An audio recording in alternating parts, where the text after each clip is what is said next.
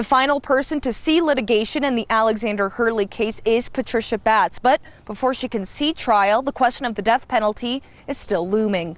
Of course, when you're seeking the ultimate penalty, that is of extreme importance to Patricia Batts, and of course it's very important to the people of the state of Montana as well. Right now, 2 people sit on death row in Montana, and since 1976, 3 people have been executed. Not one has been a woman. The defense has filed 7 different motions challenging the death penalty. We're going to argue those motions on June 6 and maybe into June 7. Before grandmother Batts can see trial in front of a jury, the decision on whether capital punishment is on the table must be determined. The defense counsel must point to separate legal theories in all 7 of these motions. Having taken the time to do the research and to write the state's answer briefs to all those motions, there is some overlap, but actually it is very understandable that the defendant filed 7 different motions in this case. It all started when 12-year-old James Alexander Hurley was found dead on the floor in his grandparents' home in West Yellowstone.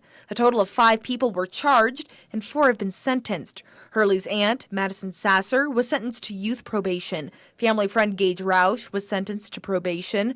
Alex's uncle, James Sasser III, who was 15 at the time, accepted a plea deal and was later sentenced to stay in juvenile detention until he reaches 18. Following that, he will be on probation until he's 21. Hurley's grandfather, James Sasser Jr., pled guilty and was sentenced to 100 years in Montana State Prison for his role in the death of his grandson. On top of that, he was sentenced to 10 years for criminal child endangerment and another 10 for tampering with evidence.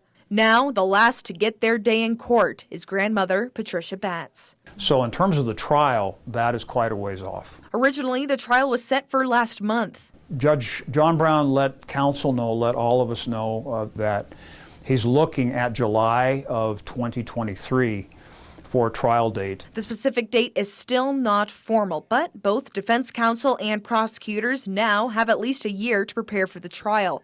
On June 6th, we will begin our coverage on the death penalty hearing. In Bozeman, Jane McDonald, MTN News.